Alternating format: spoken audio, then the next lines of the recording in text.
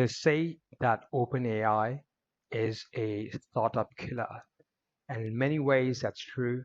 Many startups who are being in the ecosystem are either dying a slow death or are challenged by the use of ChatGPT. One such tool is Grammarly. Grammarly, if you don't know, is a tool that helps you become a better writer. As they say on their website, they aim high with brilliant writing, make you more clear, confident communicator.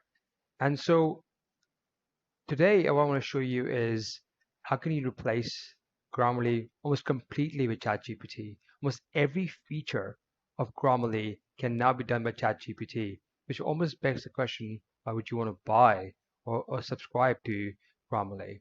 So here's what I'm going to do. Firstly, what I did is I actually asked ChatGPT to give me an incorrect sentence I can use or paragraph to use so that I can show you how can they be made.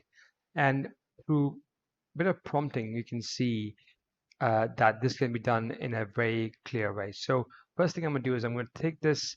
The first thing over here is rephrase sentences. So you can just go here, rephrase this sentence to make it clearer. And then there you go. I'll just go ahead and do that for me. So suddenly you can see that it's going to make this sentence a little bit clearer. It also sort out all the challenges with the issues which with grammar, punctuation, etc., etc. It's all done. That's the first clear, confident communication done. Next one is comprehensive real-time feedback. So this one's a little bit harder. You can write some prompts to improve it, and we can, for example, say highlight the improvements made between this paragraph. So we had the new paragraph, for example, and then in comparison to this paragraph. So what it's going to do now is it'll compare for you what's been changed. So effectively you can reach the same state and it can be done really quickly. I think that's really impressive about Grammarly is that it can do that for you, and then here comes ChatGPT. It can actually break down this in any way you want. You can also like highlight and bold as well, and you can also underline for you as well. So it can do some really good stuff. Let's say put it into a table and actually show you the distinction between the two as well. So this next step can be done very quickly through ChatGPT as well. Okay, so the next part over here is add punctuation. So again, what I'm going to do is I'm just going to copy this and say add punctuation and highlight it. So it's going to go ahead and do the punctuation part for me, and then highlight it for me as well. So that's the next part done as well. So you can see here it has given me these again, not very easy to understand this, but this is a markdown version when you have double stars, for example. So it's telling us where we could have changed things. So you can clearly see that can do that next task as well. Followed by strike the right tone. So it can also do that for you as well. Again, you just say improve the tone, and then it will just go ahead and improve the tone for you.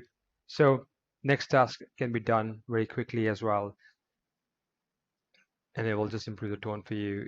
And if you ask it to highlight the sections modified, so we just go also highlight the section modified. There we go. And then it will just do this for you. It'll highlight that for you as well. So clearly it can show you, it can do that for you, and it can do the same job as Grammarly. And this is obviously unlimited number of times.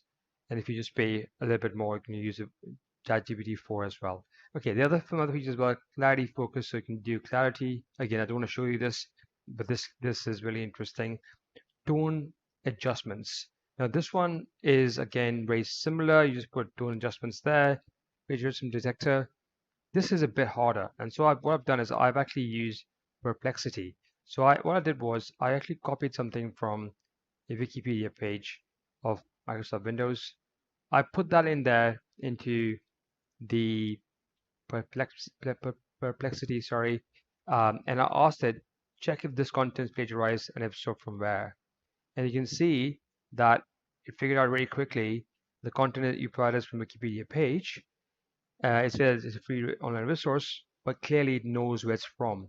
So it can tell you, it can help you to really get the right information very quickly. So if you use these two, this could be very interesting way to figure out. Let's just look at some other features which are there. Word choice, multi-level, fluency, advanced suggestion. So what I'm going to do again is I'm going to copy paste this this content we have, and I'll say provide a smiley face and words to explain the style of writing. And instead I'm going to use this one instead. And let's see what it says. We want to achieve what we have on Grammarly, for example, exactly. This will allow us to do that for us very quickly. So I'll just click on this, and then finally you'll see that I can do the smiley face as well. There you go. So it can do exactly what Grammarly can do very quickly. This can be actually used not only within ChatGPT like tools, but also OpenAI APIs as well. So very powerful tool, and can actually be recreating Grammarly. Since you're paying hundreds of dollars per year for this service, you can have it for free through ChatGPTs. Hence, they call ChatGPT a startup killer.